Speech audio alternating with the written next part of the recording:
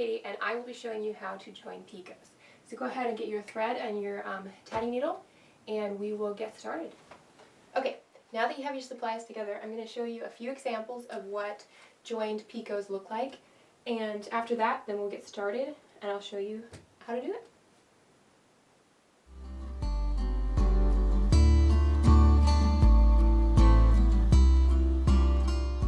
Just want to make sure you have a good example of that. Going to be right here. This work, you can see it doesn't have that many free picots in it. It has free picots on the edge, but not so much inside. You can see there's a lot of joined picots. Here's a joined picot, here's a joined picot, joined picot, joined picot. So you can see how it really gives it a finished, kind of tighter look when it's joined. And then you can see there's free picots on the edges. These are all joined picots. I've got a few more examples for you. This one's one of my favorites. This one you can really see where picots are joined as well. Here, these ones are joined picots to a center ring. These ones are joined picots right here. This one is a base ring with one picot, and then two rings on the next row are joined to that. So this is actually two rings joined to the same picot. Will give you that effect. Join picot, join picot. So you can see how joining picots really gives you a different look, and it makes it more solid and sturdy as well. It also makes it easier if you're going to be washing whatever your tatting is. It's easier to wash it if the picots are joined, because then you don't have to worry about them curling so much. Let me show you one more example and then we'll get started. This one, I want to show you this just because it's a larger example so you can kind of see it clearer. These ones are joined picots on, this is actually a heavy twine that I tatted together, and so you can see that the picots here are joined and these are free picots. Joined, free, free, and joined. So that's where the joins are, and you can, if I pull it apart a little bit, you can see what that looks like. And then here's the back side as well. Okay, let's get started.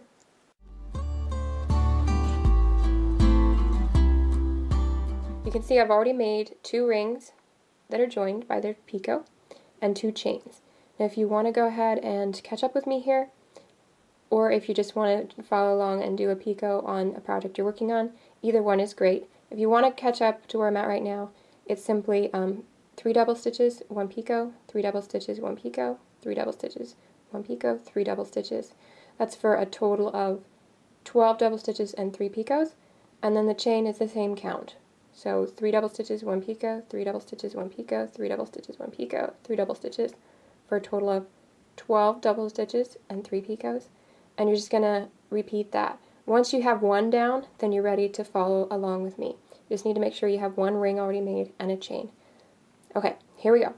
So I'm going to go ahead and I'm going to start as if I'm following a pattern, and I'm going to say that the pattern says to go ahead and do 3 double stitches, and then I'm supposed to join to the last picot of the last ring made.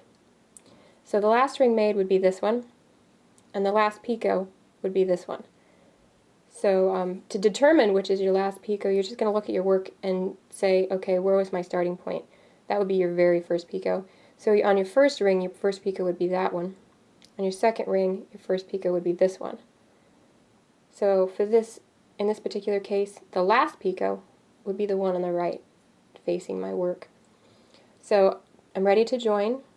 I'm joining, instead of doing a picot in this ring, I'm going to join my picot in the previous ring. So to do that, you're just simply going to slide your needle through that existing picot. You're going to hold your tension kind of tight. You want to do that with this finger right here. You want to pull that and hold the tension tight. And when you hold it tight, you want to wrap this around clockwise around your needle, keeping it tight. And then you're just simply going to kind of bend that back and try and bring it back through that picot. And if you do it successfully, you should have a loop when you pull it through. It should look just like that. So just take it slow and practice that until you get it. Once you got that down pat, then you're just going to go ahead and continue doing your double stitches and following the pattern. Then this right here counts the same as if you've done a picot. So you're going to count that as your first picot on this ring, even though it's called a join, because they're sharing their picot is pretty much what's going on here. So now at this point you're going to keep following the pattern and do your next 3 double stitches on this side.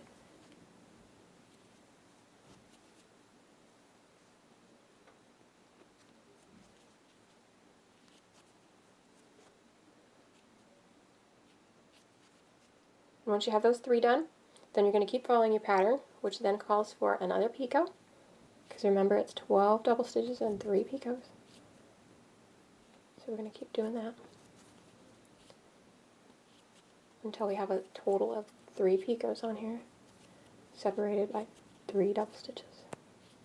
Okay, so if we look at it at this point, you can see how 3 double stitches, 3 picots, counting that join, and you've got your completed ring. So we're going to go ahead and keep following the pattern. We're going to close our ring, right like that, right like that, and we're going to do a knot, just to make it secure.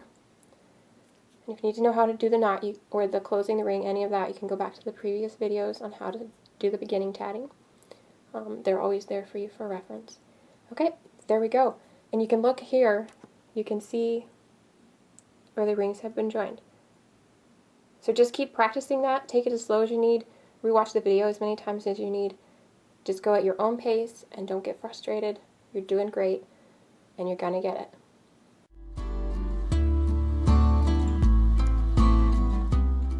Okay, if you have trouble with that, if it's too difficult for you to join the picots with just your needle, there's a few items that can make it easier for you. One of them that I like to use sometimes if it's really tight or if the picots are really small, something that comes in handy is a size 7 crochet hook. It's also 1.65 millimeter, so that can be really handy, and I'll show you how to use that in a minute. Another item that can be really handy is also a needle threader.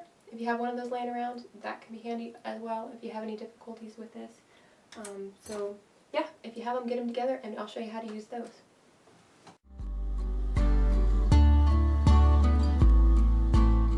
So you're going to want to go ahead and do like we did before, go ahead and do the 3 double stitches.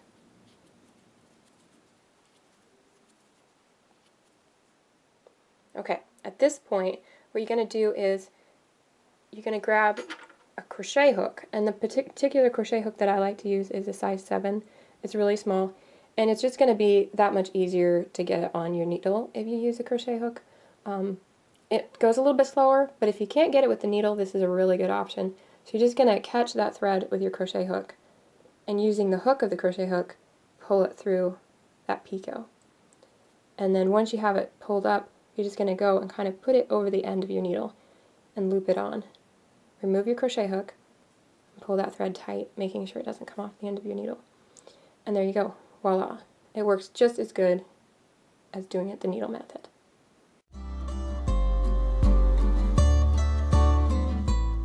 Okay, I've gone ahead and done the first 3 double stitches for this ring. At this point, the pattern calls for us to join it to the last picot of the previous ring. So what we're going to do, we're going to use a needle threader. I actually like the crochet hook a lot better, but if you don't have a crochet hook and you have this, then you can use this method. What you're going to do is you're just going to reach down here and slide that right through, right like that. Once it's through, you're going to pull it back through your picot. And it can be kind of awkward, but you get it through right like that. And then like when you're doing the crochet hook, you're going to loop that end over your needle. And then at that point, you're going to slip it out of your needle threader. And then being careful to make sure that thread doesn't fall off the end, you're going to tighten that thread up. You can see it kind of wants to get knotted, so you kind of want to pay attention to what's going on there. Okay, and then slowly and carefully pull it tight so it doesn't fall off the end. Okay, and there you go. You're good, and your picots are joined. So any of those 3 methods, they work. So use whatever is best for you, whatever you enjoy, whatever is easiest. And then you're just going to go ahead and just like all the rest and finish your double stitches and your picots up and close your ring. So there you go, how to join picots. I hope you enjoyed it and I hope you found that helpful. So keep practicing, you're going to do great, and I will see you again next time.